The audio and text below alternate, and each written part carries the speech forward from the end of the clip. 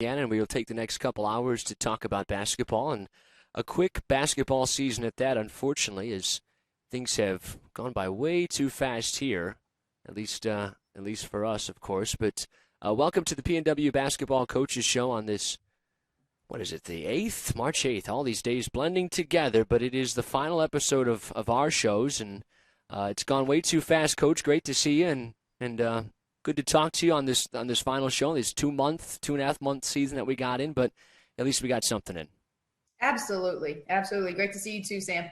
Busy week we just had with the GLIAC tournament here, and I know, let's first talk. You almost had an exciting Sunday yesterday. I called you about 2 seconds before a tip-off in Westville, and you almost had your big break. You almost had a chance to broadcast and do something much easier than coaching, but I just want to know what your feelings would have been if you would have had to do that. And thank you, by the way, again, for being so grateful last second, because we were almost in a bind, but things worked out. I think I would have been fine. It was just the names. I would butcher names. So that was the only concern that I had. And I don't really go by names. We go by numbers for scouting reports. And so I would have been out there like number 24 instead of calling them by their names. And if I can't pronounce the last name, then I always go with the first name. So I don't know if the parents would have liked that. But outside of that, it definitely would have been a journey.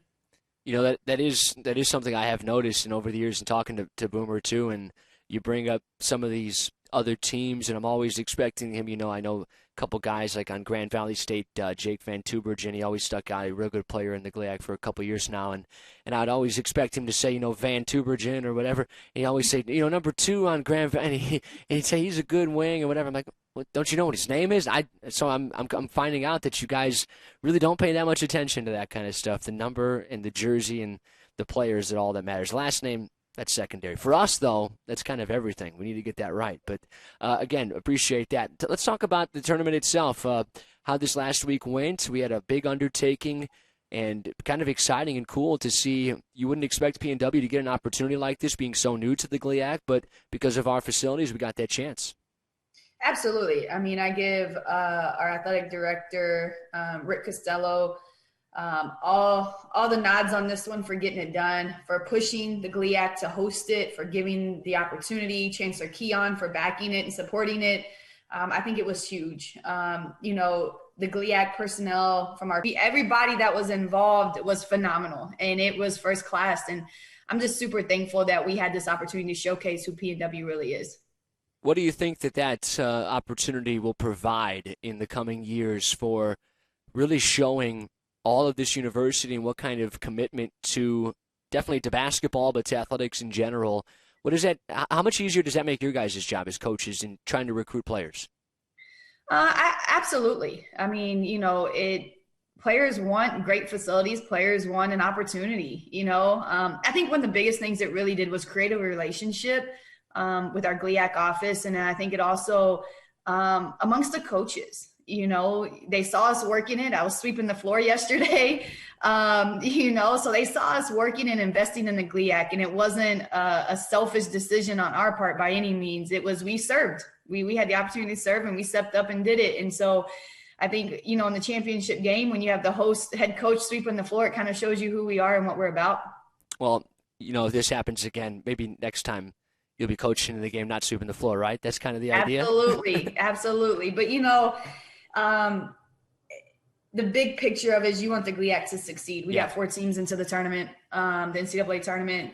When you're out of it, absolutely you're competitive. I want to be out there. I was, sitting there itching, ready to be that team that's in that position. But once we got knocked out, it was supporting the GLIAC, and that's what it's about. And I think that's what camaraderie is, and that's what's going to make this GLIAC really special, is the support that we have within each other. Yeah, we saw some talented teams and some really good games and competition. I know yesterday I was at the men's tournament here in Hammond the entire week, and I'm going to talk to Boomer about this in a little bit when he comes on, but I want to ask you kind of the same question. He sat there and watched Ashland celebrate theirs, and on the opposite side, Michigan Tech celebrate, and he made a comment to John Ellenwood when they were done. He said, "Hey, man, I'm not creeping on you guys. I just kind of want to take all this in to see what we have." Did you do anything similar to that kind of watch? And I'm sure you've watched, like a lot of coaches will, watch celebrations to kind of say, okay, picture yourself in those shoes next year. Yes and no. I've done it. I've won at Yeah. every level. So for me, I've been there. I've done that. I've had the confetti. I think, our coaching staff this year, Coach Copper, she won the NIT championship when she was in college, had gone to the NCAA tournament, so we know what that feeling's like. So I was there, but not as a moment to take it in, but more of, support for the GLIAC. But I've been there. I've done that, at several universities, not just one. So definitely know what it takes to get there. We just got to keep chopping wood. Let's talk about the end of your season and your basketball team. Is you guys had to play that play-in potential game on Tuesday, and what do you think the ultimate thing as far as your season will be remembered by? There was all those close games, especially the early portion throughout the middle part of the season, and I was telling people, Boomer's got the 1 year advantage in his tenure on you, and able to kind of mold the roster in that extra year. That's a huge year. I think when you're taking over a program, that year 2 to year 3 is a big jump, and then year 3 to year 4 might be even the biggest. But what did you think about the way your team competed all year long, and where you guys stand right now heading into next season in the GLIAC? Yeah, I mean, we had 7 games under 9 points. We had 3 that were 2 point, one that was 3 point, 1 5, 1 7, and 1 9. And I think that's just the epitome of the season. We were right there. I think we were in every single fight. But at the same time, we still got room to grow. And I think that's what's part of it. I think this year in playing 18 games in 2 months, you had to have toughness. And I think we showed that. We bounced back. We never gave up in one single game. We could have been down 20. We never gave up. And I was proud of our team for that. But I think it shows you how close we are and yet the work that we need to do. And that's the important part. This is my first postseason with this team, and I'm excited about it. So you only played one team 3 times this year, of course, was the team you did play in the postseason, which was Ashland. They ultimately made that run from having to play Tuesday and got all the way through the tournament, kind of ran out a little bit out of gas, it looked like, from some of the game I watched on Sunday. Michigan Tech really good, don't take anything away from them, but Ashland had to play a lot. They were one of the teams, and really probably the only team that completely, it felt like, if you look at the scores, had your number this year. They beat you guys 3 times, and that was probably the only game and I think you've memorized every score this year since you just rattled off the deficit of those close losses, but that was the team that you guys seemed to not match up great with. What made Ashland really tough for you guys? Yeah, their style of play, their post inside presence, we really struggled with in the second game, and they played a zone. So they held us to 25% from shooting in our last game against them, and they played a zone the entire game. And so part of that's great. They did a great job, a fabulous job of keeping us from scoring, but at the same time, they can't guard us in man. So they guarded us in the zone. So that's part of how we're getting to be known in our conference, is that people can't guard us man to man. The other part about it is that defensively, we had to make some adjustments. They have 2 post players that average 20 points a game. One of them had 40 points in the conference tournament. And so we played off their guards. And one of their guards showed up. I said, as a coach, you decide how you're going to lose. And I decided that day how we were going to lose, and we were going to lose by them hitting threes and them beating us from the 3-point line. And they did. But a big part of that was that we couldn't score. And so we definitely got to get better at the zone offense, because I think that's going to be something that we run into, is that people cannot guard us man to man. So they're going to sit in the zone on us, and we got to be able to knock down shots. So when you talk about a zone offense that you have to, or zone defense that you have to work offensively against, and this goes back to, I remember a few years ago, as a big IU basketball fan myself, when IU had a great team and they lost to Syracuse, and maybe nobody runs that zone better than Syracuse, especially when they had Michael Carter-Williams, who was a 6'7" point guard at the top of the zone. That made it even a little bit tougher, and they had a 6'11" guy, Christmas, down there too. But that was one of the best zones you've ever watched, and I remember all the criticism of Tom Crean afterwards. What, did he not know Syracuse plays a zone? Oh, come on, he didn't practice. Of course he did. He had a whole week to prepare, and they tried a bunch of stuff. But when it comes down to it, what are those principles that you have to instill in your basketball team to consistently be ready? Man-to-man, obviously, success is there, but to consistently be ready for teams to rotate defenses and force them to say, hey, you might throw a zone at us, but we're going to make you change it because we're going to execute against it. You got to knock down shots. You have to. And that's the biggest thing, is you're going to get open shots in the zone. And we got to be able to knock them down. I think we have to have a little bit more of an inside presence as well at times. But the biggest thing against the zone, you got to be able to knock down shots. And then they got it. Well, they were going into a zone make or miss. Usually you go make, zone, miss, you'll stay man. But we were the only team throughout the whole year that they played make, miss, zone. So I give our kids credit to some degree because, they have to sit in the zone to guard us. But at the same time, we got to be able to execute. And it was a great game plan for them. Looking at some other things to give credit for, we saw after all the tournament games as well, you were talking about some of the selections for the tournament and also the GLIAC on either it was Saturday night or Sunday afternoon. It all blends together for me, but they were, or Sunday night I think it might have been, they were releasing their all GLIAC teams, and we had some selections on both sides of the coin for our program, Surveyor Brockington, second team all GLIAC. So a great season from Surveyor, but I know even talking to you, there's still even more untapped potential. So when you're talking about second team on the GLIAC, which is you're talking about being one of the 10 to 15 best players in the entire conference.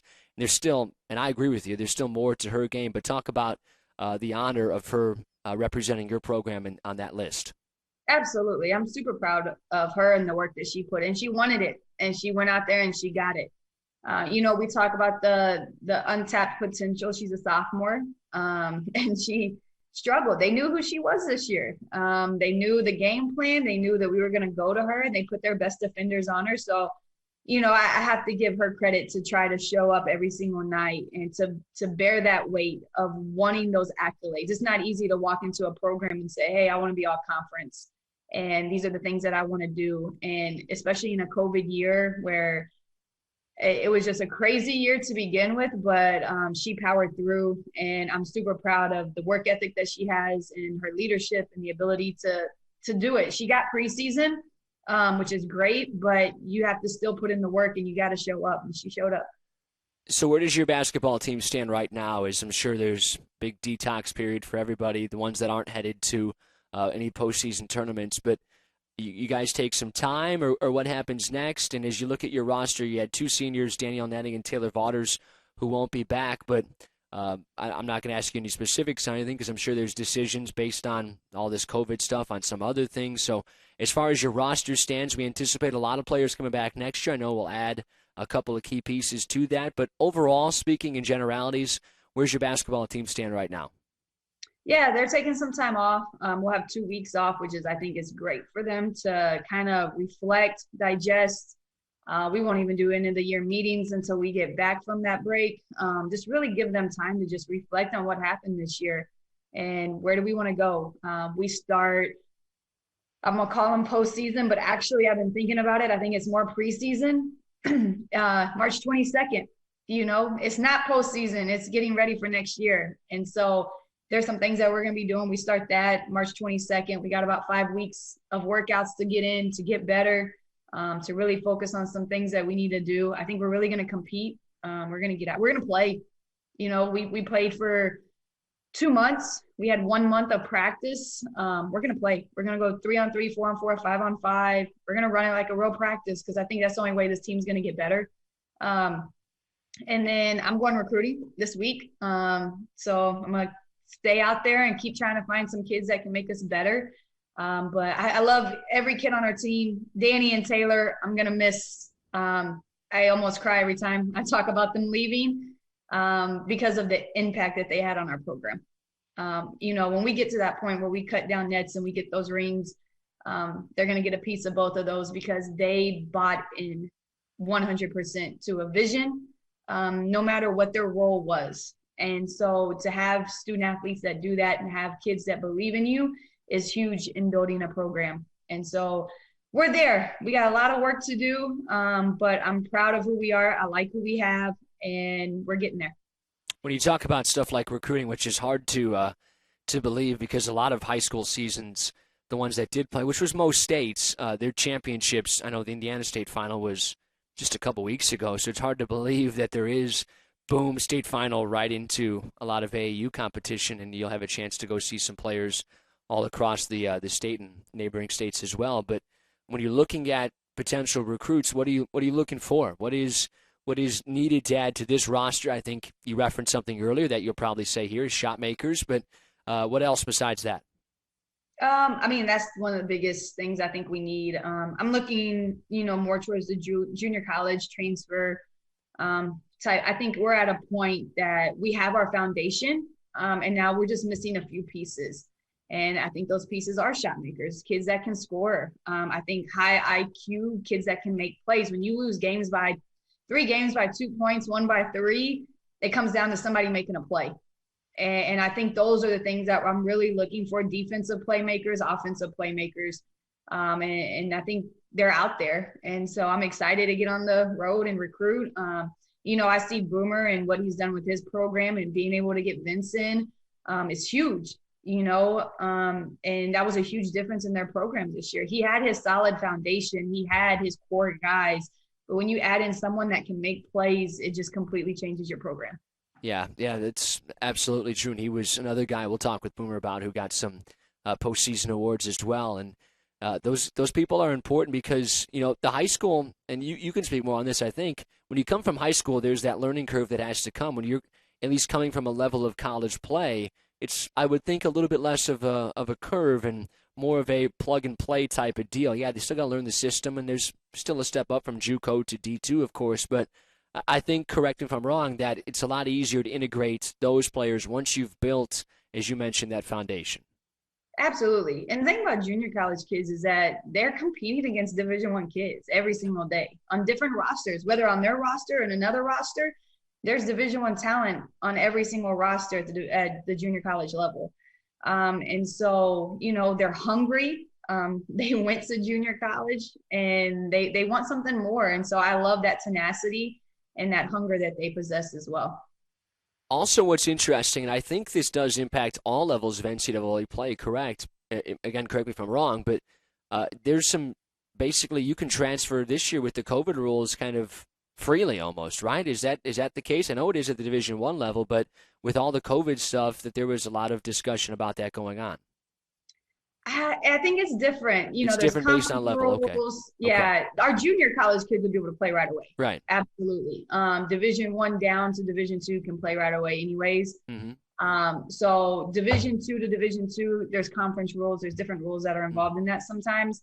But for the most part, yeah. I mean, who we go after could play right away. Okay, and that makes a big deal. I know they were talking on the Division I side that there is going to be some craziness when it goes to the transfer portal. They had opened that today on the men's side, and I think they had 20 people already on that list within like 15 minutes. So it's going to be crazy, and it could shake up the whole landscape of college basketball at a couple different levels. But looking at some of the recruits you already have coming in for next year, talk about some of those players that are coming in for next year and how they're going to make an impact on your roster for next basketball season. Yeah, well, we got two from our backyard, which, as you know, is huge for me. I'm excited to have fans because I think we're going to have a lot of fans with all these local kids. Taylor Austin absolutely can come out there and compete. I think she's going to be great for us to compete against Angel every day. I think she's going to make Angel better. Her court vision is phenomenal. She finishes really well at the rim. And so for her to be local and to really buy into what we're doing is huge. Layla Rogers is a beast. I don't know there's any other way to say it. She can block shots. She can score. She can attack the rim. She's just a physical presence inside. And I'm super excited for her and her athleticism. I think she's going to take our program to a different level when it comes to that. And then we have Kylie Schmidt out of Wisconsin. So she won her state championship, was named Player of the Year this year. She's a stretch 4-3.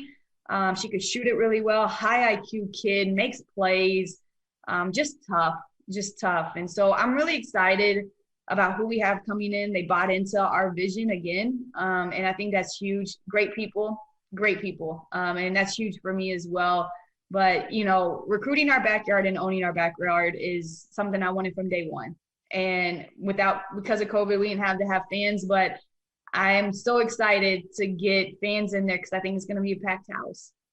What are those conversations like with the local players now? I would bet maybe when you showed up that there was times you were at events and I'm guessing nobody knew who you were, not just because you were the new coach, but because of there's, for a while, just to be real, there's a disconnect between the university and some of the local players, just not giving them kind of the time of day. If they thought they were talented ball players, they would just kind of scoff at the idea of playing at Purdue Calumet before and Purdue Northwest now. And I'm sure that has changed dramatically over the 2 years of you being here. So how kind of attest to those conversations, how things have evolved for you, if they have. Maybe it started off right away with a certain level of knowledge about who you were and what the program represented, but if it's changed, how so?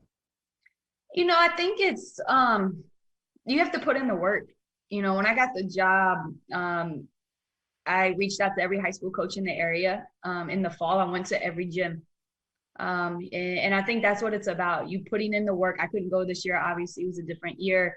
But no matter if someone has kids or not, you show up and you support and you go to the games and you get them to your games. And it's about building those relationships. So that way, when they do have that kid that you want, you have a relationship already. Same thing with the club coaches. The first time that I saw Layla, I walked up to her AAU coach and was like, I want her now. There's no questions. I want her. And we got her on campus that week. And then I just stayed recruiting her. The thing about it is when it comes to recruiting, and I know Boomer feels the same way, I'll go up against anybody. I don't care. And I feel that confident in what I have to offer and who we are as a program. It's about, you have to know who you are and you got to be able to sell it. And there's no one that can sell this program, this environment, this team better than me and our kids. And hands down, I will take my kids and myself up against anybody. Speaking of yourself, what did you learn about yourself this year throughout all this craziness and the quick season, and at times with all the close games, a frustrating one, I would imagine, but still, as we mentioned at the onset, it's just kind of enjoyable to be able to play basketball. But what did you learn about Courtney Locke in your second season at the helm of PNW? To have all last second plays already drawn up. That was number one. I have my offensive sheet and quickly I had them all drawn up on the backside of that. So that was one thing I learned as a young head coach. And I think the fun part about it, I'll say this, was being able to make the adjustments in between the games. I love that aspect of it. And that our team could make those adjustments. That was the fun part. We would change our offense and we would change things that we did pretty drastically, how they were guarding us. And to see the success of that in the next game was pretty awesome. And I give our kids all the credit because they executed it. And then I think really this whole year has just taught me it's about the people. It's really just being there for these kids. It's about making sure they have a great experience. Mental health and quarantines and not knowing what's coming next. We're resilient and you don't know that until you see it sometimes. And these kids went through it all. They went through testing sometimes 6 times a week. They went through the uncertainty of not knowing what's going to happen day to day. They went through quarantines. And to see us come out and play 19 games and play competitively in every single game, it shows a lot of who we are. Coach, it's always a pleasure to talk to you, and hard to believe the season went so fast. But once everything calms down a little bit more, and again, we're talking about this idea of if fans. I'm saying when there's fans next year. I'm just pushing that out. When there's fans next year. Yeah, because it makes my job a lot more fun. When you make a call and then the fans are in the background, that's always a lot more exciting. It adds to the environment. So when there's fans next year and all that happens, but in between that, once we get to the summer, here's what I'm proposing. Because I know at the end of the year last year, you, myself, Coach Hayes, and Boomer all went to dinner. When all this kind of get to the summer and everything's kind of relaxed a little more, we're going to go to lunch or something, and Boomer's going to pay for it. But we'll do it that way, okay? I'm down. All right. I'm down. All I'm right. down. And the other thing is the refs don't like me with no fans. So I want to stay in the back so that they can't hear everything I say under the mask. Yeah. Yes, absolutely. Coach, be well. Good luck in recruiting. And hopefully a very positive 5 weeks of practice, setting up for a big step next year in GLIAC play for you guys, for the women's basketball team here at PNW. Okay? Thank you for everything, Sam. You're a rock star.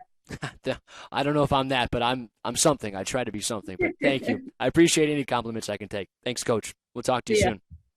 All right, we will talk with Boomer Roberts here in just a second, and we'll bring him right in and talk about his basketball team as well as they wrapped up play on Thursday. They were able to, with some of the craziness going on of this entire season, able to play a couple more days than the women did, and with some of the stuff going on, played ultimately one of the teams that got to the championship game, and that was Michigan Tech on the men's side. So let's talk to the men's basketball head coach, Boomer Roberts. Coach, first of all, how are you doing on this Monday and a busy week last week?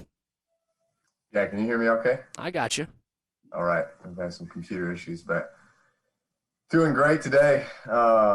Just lost and around the world to my 7-year-old son. Played some Frisbee.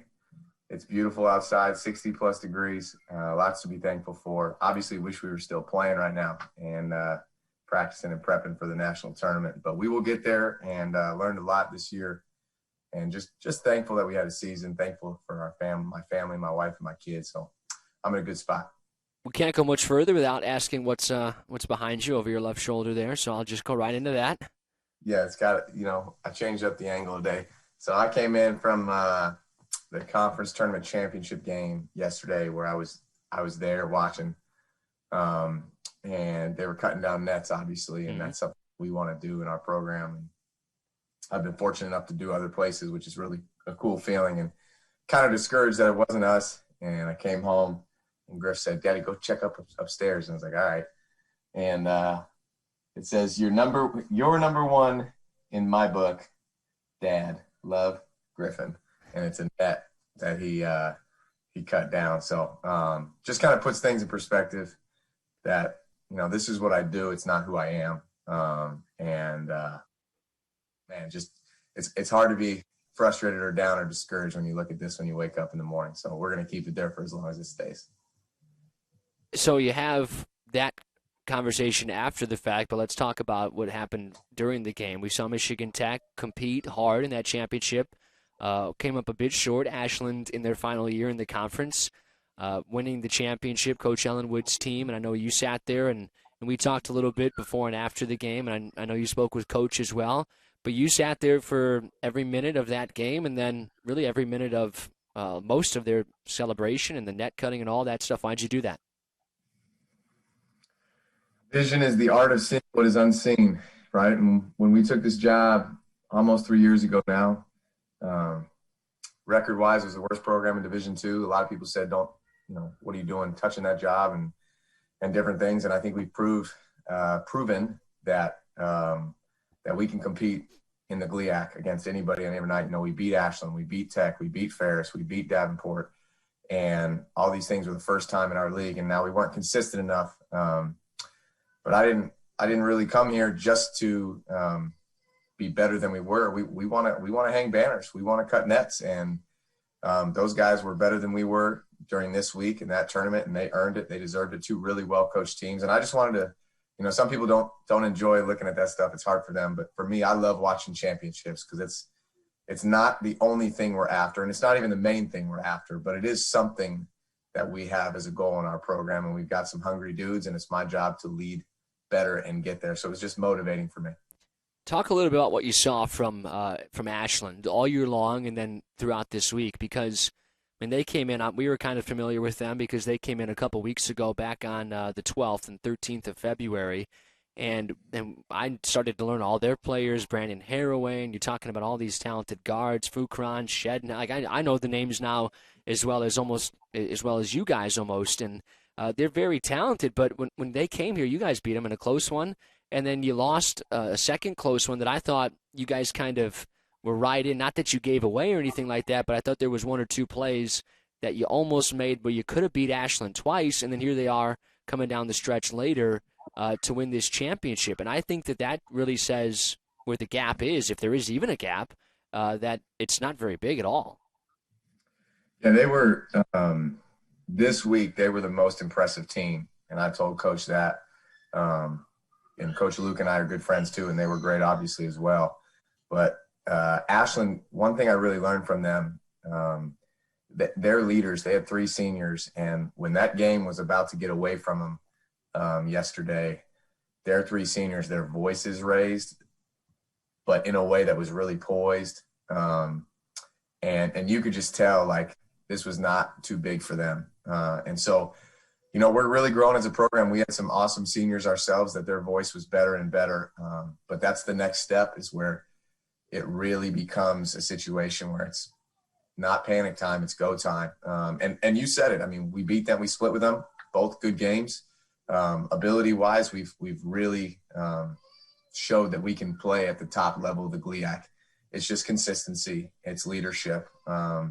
It's better coaching. And so those are the things that I learned this week. Well, the other team that was in the championship that we referenced was Michigan Tech, and that's the team that got you guys on Thursday night. And, I was talking with Coach Fedler, who I do the games with during the tournament, and I kind of had made the comment that I felt like Michigan Tech was so good. They didn't just do it to you guys. They did it to everybody that they played. But your guys' success a lot throughout the year, at least I felt like, was guard play, able to break down defenses, as you call it, get to zero in the middle, and make plays out of that. Either keep going, take it to the hoop, or kick it out for an open shot, or throw it into an easy post-up and a layup, or even a lob over the top for the dunk. But I think Michigan Tech was one of the best teams I've seen all year at any level of play in college basketball, and high school as well. Any level of play of basketball I've watched, at staying in front of their defenders. Easy as that sounds, it's hard when guys are shifty, like you've got a Mikkel Cooper and a Greg Boyle who can, they would break both of my knees probably in about 2 seconds if I tried to guard them. They'd put me right on the floor. But those guys from Michigan Tech guarded you guys like crazy, and I thought they got you to do things offensively, as far as settling, I think would be the word I would use, that you didn't do all year. What do you think you saw from that game Thursday that if you, I don't know if you could even do it all over again, they were that tough, but if you could maybe scout a little bit differently or change a game plan a little bit differently that you would have done against Tech? I thought you could tell that we were a little flat. We split with them on the road to start the year, and one of our strengths all season, we were the number 1 rebounding team, number 1 offensive rebounding team in the league, and we had to be right there in points in the paint, and we did not rebound the ball very well. They beat us on the glass, and they were tougher physically. I thought they beat us to 50-50 balls. And going back to what I said at the start, I just thought we were flat. We had our 2 last games canceled. We were playing well. We beat Ferris on the road. We were practicing really well. We were ready for Northern Michigan. And, the day before the game, those guys get COVID, and it stinks for them too, because their season was over. I feel bad for coach and their squad, but it hurt us a little bit because we went 2 weeks without playing. And all of a sudden, we got that bye in the conference tournament, which is great. But we didn't get a rhythm game, and now you're playing one of the best teams who's in the conference tournament. They're really well coached, and they move as a team, right? They don't have great athletes, but when the ball moves, and they move on the flight of the ball. They got good length.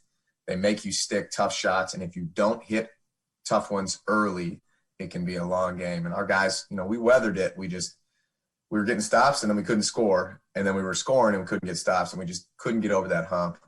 So. Hindsight, we probably leave Vince in with 2 fouls in the first half. And that gap went from, I think we were up 1 to down 7. He was sitting out just because last game of the year. And I like to be a little more aggressive anyways. Would have done that. Probably would have switched a little bit defensively, some things schematically that we would have done. But they stuck shots. And then you saw him on Friday, and Bilski goes, 4 for 14 or whatever way. He didn't miss against us. Yeah. That Bilski would have showed up. But they were better, no question, and it's a good learning experience for us. Tournament time, that you have to be ready from the get-go, and you have to sustain it. Yeah, there's no doubt about that. Watching Dawson Bilski a couple times, I remember a few shots, Greg Boyle right here, hand right up in his face, and boom. He got a kind of a distinct shot where he's really exaggerated over the top, and that does help him, I think, a bit get those contested shots off. But tip of the cap to him against you guys, because he made a couple of shots where there was key moments, and it just felt like if we could get a stop right here, then you can make a run. And it was like just almost a dagger right in your heart because he would drill them, and that's a big credit to them. But they had 2. Sorry to cut you off, Sam. They had 2. I've never seen this before in a game ever. Watching, coaching, anything. This is 13 years in college basketball as a coach, 7 as a head coach.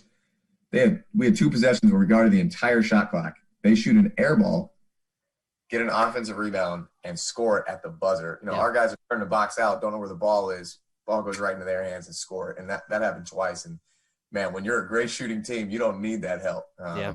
So, I mean, they shot 20 free throws. We shot 4. We were the league leader, second in the league in free throws. And I thought that showed their aggressiveness compared to ours.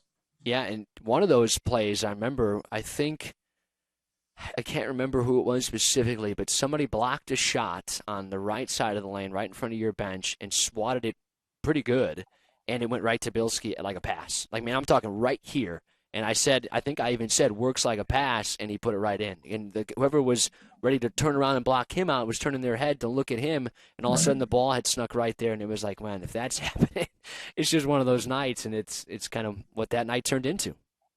And that's exactly it. It just wasn't our night. And I don't really love when coaches say that because you can control a lot more. But we held them to 42%. They're a really good shooting team. We didn't rebound well enough. And like I said, when that gap was 5 there in the second half, we had a couple bunnies that normally we make, and we didn't make those. And I think we wanted it so badly. And we're just not a great team when our minds are clouded with desire, if that makes sense.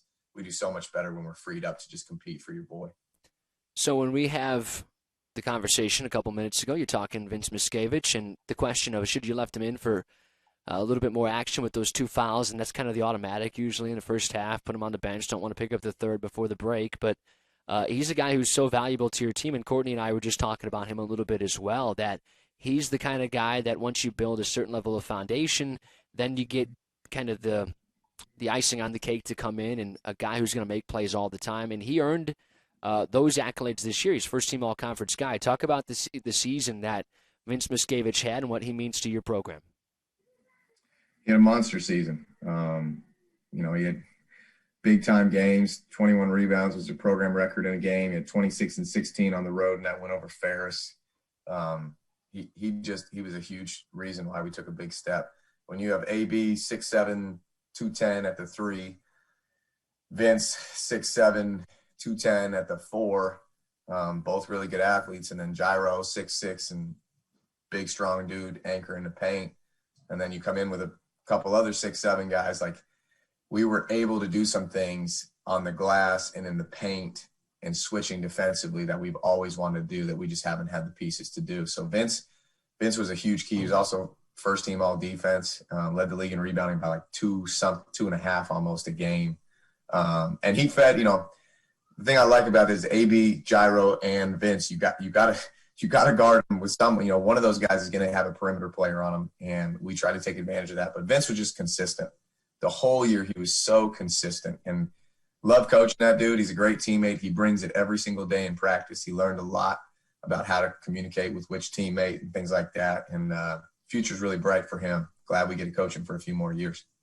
How does he and other guys who have now been a part of this program a couple of years in some cases, how do they help this program going forward, and not as much of you having to instill a foundation of, not the foundation of roster, but a foundation of system and style? Now that's kind of there, and they can help the guys that are going to come in as freshmen and still help some of those guys who maybe as freshmen are going to play more now. Yeah, really excited about this offseason for 2 reasons. One, we didn't get one last year, and nobody did. We understand that. But 2, this will be the first time, this will be year 4 for us, that we don't have a whole new team. Year 1, we were teaching everybody new stuff. Year 2, we had Hallinan and Xavier Allison and Gyro and Doss. We had a lot of newcomers that played big minutes for us. So we were teaching half the team what we want to be identity-wise, defensively, offensively. And then year 3, obviously with our 3 freshmen, with Vince, with Kel, Pete and Joanne, we just had a lot of new guys again. So this next year with so many returners, I'm hoping that those guys take the leadership roles, because offensively, we're not overly intricate, but it's flow, right? It's feel for each other with so much freedom. It's when are they going to rack it? When are they going to kick it? Who's going to post? Where are they going to post? How's our spacing? And it takes a while I thought by the end of the year we were playing really well offensively. But if those guys, the next step is for those guys to, Vince, AB, Greg Boyle, those guys that really take the leadership roles and teach everybody, like, this is what we're about every single day. so that myself and our coaches can chime in here and there, but mostly just high-fiving and, butt slapping and saying, great job, like talking about culture and things like that. You just referenced your three freshmen, and Logan Phillips, Anthony Irvin, and Caleb Zerlini were those three guys. Talk a little bit about all three of them if you can. And two of them, Phillips was the only one that didn't have really any injury concerns. Irvin came in, I know we had talked about earlier, had come off the knee problem. You didn't know how much he was going to be. It was a bonus that he played as much as he did. And then kind of the opposite side of the coin with Zerlini. We saw some of that excitement doing the game at Valpo when he had a transition dunk over a guy and all the athleticism that he was going to bring to the program. And unfortunately, had the foot problem and missed the rest of the season after that. But just kind of touch on each of those guys. We talk about a bright future, and they are a huge reason why. 6'7", 6'7", 6'4". They're all smart. They all shoot it. They all love the gym. A couple of them were in there again today. Obviously we can't do anything with them. But, I got reports from athletic trainers, hey, a couple of you guys are in the gym working. They're in the weight room. And when you love the gym and you're talented and you're tough and you're smart, great things happen. So Logan had 20 when Vince and X missed those games at Wayne, I think it was. Ant is just a winning player. By every definition of the word, that dude makes winning plays. He's 6'4", he can guard 1 through 3. Sometimes he guarded the 4 for us even because he's a strong kid, makes big shots. And then Zerlini, we missed him a ton. We watched that first weekend against that same Michigan Tech team, and this dude is switching guarding 1 through 5. I mean, he's Euro stepping in the paint, finishing. He can cash threes in practice. He's got a great stroke. He's a super athlete. I think he had 3 blocks against Bowling Green in our first game of the year, like pinning guys off the glass. He added probably 5-6 pounds in those 3 or 4 weeks that he missed because he was lifting hard with our coaching staff. And when he's healthy, he's a problem. So getting him healthy, getting Ant, moving even more fluid coming off that knee, adding some weight to Logan. These are guys that are going to continue to play and help our program. And one day it will be their program. And I think we have a chance to be very, very good at what it is. I know we never got into specifics when it came to Caleb Zerlini, but is he a guy now who's pretty close to being healthy and definitely by next season and hopefully by some off-season workouts here? Yeah, we're hoping we can get him in the off-season. It's kind of been a lingering issue. We'll kind of see how that goes. But the weight room is big for him and Logan anyways. We'd obviously like to add some skill work, but we're going to take our time with him, get him healthy. And we just believe in all three of those guys as people, as teammates, and as players. Where else does your roster stand as far as some of the newcomers? And I know everything's kind of crazy. Courtney and I were just talking about this too with some of the different rules with COVID and all the transfer rules that have kind of opened up all across different levels of D1. But as she mentioned, there's some different levels with different rules with conferences and whatnot. But how does your roster stand? As you said, it sounds like you feel you're going to have a lot of your guys back and going to add a couple into the mix for next year. Yeah, we're still working through it with our seniors. Those guys have been such a giant part of our family. So we'll have that conversation in a couple of weeks when they come back and just see where their head's at. And I anticipate we'll have a good chunk of our team returning. There's some guys on the bench that have gotten much better that didn't necessarily get the playing time because, AB and Gyro and Vince, I thought all had all conference season. Then you look at Greg Boyle, his progress from his sophomore year to his junior year was as good as anybody on our team. We had 5 guys averaged 11 to 13 points. We were very balanced. He made big play on both ends after big play. And then Kel, I think, averaged, 16, 17 a game in his last 4 or 5 games. So he was really coming into the guy that we thought he could be. And more than anything, defensively, with his voice, he really grew. So the GLIAC is a beast of a league. I mean, I've talked about this before. It's the Big 10. It's the Big 12. From top to bottom, it's the best Division II league in the country. There are 0 bad teams. And for us, we feel like, we're going to be competitive enough with that group. We probably need to add 1 or 2 pieces to help put us over that hump. But if those guys keep getting in the gym and keep getting better, we have really high expectations. Yeah, I think anybody who watched our our stuff last week of the presentation of this entire tournament that we did or listened on the radio, whatever it might have been. And I said it, I think, numerous times, especially Sunday afternoon when you're talking Michigan Tech and Ashland. And people would probably, pick the two best teams in the conference, and they might not all say Ashland and Michigan Tech. You might hear a Grand Valley. This year you might have heard of Wayne State, right? But they were playing the best at the most important time, and they played high-level basketball. But I thought all I did 6 of the 7, but even the 7th game that I watched, I thought all 7 were high level. Just talk a little bit about the tournament itself and how you thought it went, and as far as the level of basketball, I think really echoes what you're saying. Yeah, that's the thing that I wish. High school basketball is such a big deal around here, and deservedly so. Great coaches, great leagues. It's fun to watch. We're out a ton. You see me at a lot of games. I wish people could come to the games this year and see the level. There was a game that we were scouting in the tournament. We weren't playing, but there were 7 dudes on the floor out of 10 that were 6'7" or taller, big, physical, meeting at the rim, athletic dudes. These are Division I level players. A team that did not make our top 4 last year went on the road and beat a Division I by 15. And that Division I is second or tied for first in their league right now. The GLIAC, there's 30 Division I transfers. There's high-level JUCO guys. There's freshmen. We have them on our roster that turn down Division I offers. It is physical. It is big. It is tough. It is fast. And so, those are the type of guys you got to get to win that league. And again, we've taken a giant step in these 3 years at roster turnover and at character and all that stuff. But man, every single night is a war, and just it's a battle. So if you're not ready physically and mentally, you are going to get beat.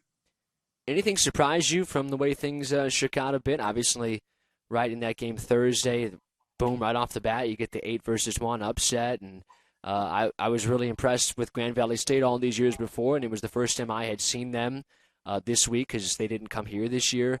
And I thought they would have a great chance to get to the championship, and kind of got a little flat late in that game at the worst possible time against Michigan Tech. But again, that was credit to how tough Michigan Tech was defensively. Anything stick out to you that was a little bit surprising with how well you know the players and coaches? Not really. Because of the fact, that you talk about that 8 seed, that was really the 12 seed if you go by those 2 teams that were not able to make the tournament. They've got 4 dudes, 6'10", 3 7-footers, another 6'10" guy that their 2 guard is 215 pounds of grown up. These are just really good teams. And I think people said, well, who was playing the best? When your best players play well, you have a great chance to win. I thought Michigan Tech's best players played really well, and I thought Ashland's best players played the best. And so when your best players play really well, it kind of brings everybody else along with them. And so, no, I wasn't surprised because anybody can beat anybody on a given night because everybody has, at the top level, some really good players. Is it a sobering thought for you as a head coach to look at these rosters? And I try to tell, I had friends, you think about baseball, the word tanking became kind of a thing, these rebuilding mentalities. The Cubs did it, and the White Sox kind of did it. They said, oh, well, you watch the Astros win the World Series, and the Cubs won the World Series doing it, so we'll do it next. And I always told my friends, I'm like, guys, if you're a Sox fan, kind of calm down a little bit because it's not that easy because the Indians aren't going anywhere. The Twins aren't just going to say, we'll wait for the Sox before we get a little bit better. The Tigers aren't just going to wait on the White Sox to get better. And it was always that mentality. Like these other schools, Grand Valley, Michigan Tech, Ashland, Wayne State, they're not going to say, let's wait till Boomer's ready for us to get a little bit better. We're just going to kind of coast until he gets his players. As you guys are trying to get much better, I think the level that you have to reach, it almost seems like it kind of just keeps going a little bit up all the time. Yeah, that's the feedback we've gotten from other coaches who've been really gracious. Our teams have always played hard. We just haven't had the horses to do it. And now we have the horses. And, we've had a lot of guys come up even this past week or text message or whatever and say, how our program looks so different, which is awesome. But the reality is we're not where we want to be. We're not consistent enough, things like that. And you said it. A lot of these schools have more resources than we do. And you talked at the beginning, you asked why I sat there. People ask all the time, why do you actually think that Purdue Northwest can win the GLIAC? And I said, because we have vision beyond resources.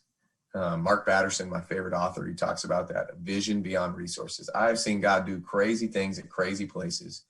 When you pour into your guys and you treat them as men first, and you care way more about them there, and you recruit really well, and then you work your tail off, great things can happen. So that level is even higher. Like you said, we got to go catch, but the chase, the adventure, like sign me up for that, because that's what we're after. And vision beyond resources. I know that everybody is maybe some better facilities or more scholarship money or, whatever, travel budgets. I don't care about that stuff. We get the right dudes.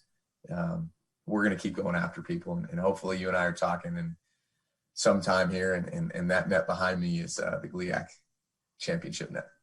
Well, maybe if that happens, can I get a little piece maybe? What do you think? That's a fair deal. Yeah, that's a fair deal. Put a little piece behind me. How about this? I'm just talking like a little frayed string or something like that, okay? One last thing, and I'm going to say this. When there are fans this coming fall, what can they expect to see from your basketball program? I know I've asked that kind of general question before, but that next step in the year 4 of the Boomer Roberts tenure. I hope it's less of me and more of our guys. If you come in the gym, I tell you what, the first thing you'll see is a lot of athleticism and a lot of size. I think that'll shock guys when we have had high school coaches or JUCO coaches or just fans in general. They go, whoa, you guys, it looks different in here than the Purdue Cal or Purdue North Central or whatever that I was used to, which is great. We want it to. But I think the second thing, and hopefully the most obvious thing once you stay for a while, is how much our guys love each other and have joy by playing. It's loud. There's music playing. There's guys diving on the floor. There's guys talking a little smack. There's guys picking each other up. Like, it's a battle. We compete. Our staff is out there in the fray with them. And I hope that people are inspired to go away going, man, I want a family atmosphere like that, whether it's in my job or in my actual family or in my men's league that I get to play in. Like, these guys care about each other a ton, because that's a real thing for us.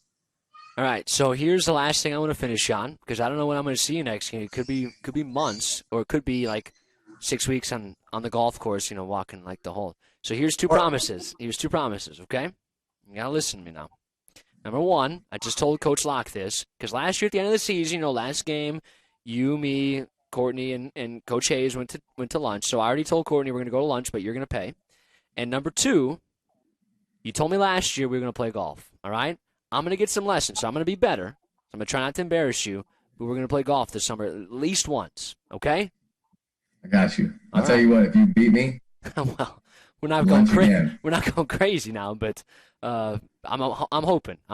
So the guy who worked with Brian Jennings, Minnow, if you listened to any of that game that we had done there, I know you're in the gym, so you probably didn't, but Kirk Minnow Smith, he does a lot of our games around here for high school usually.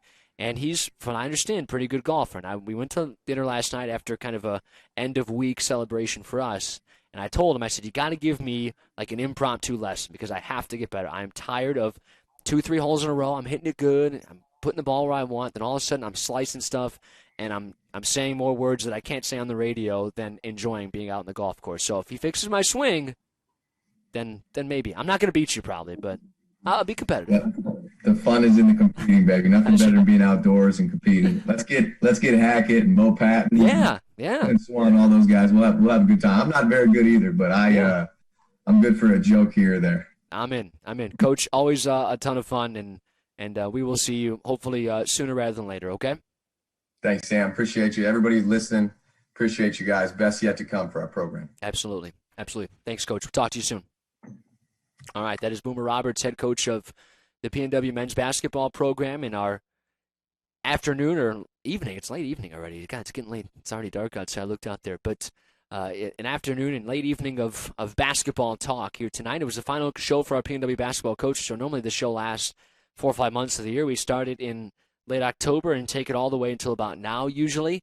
And I'm not going to get to do that because this season went January, February, March, done. So we only have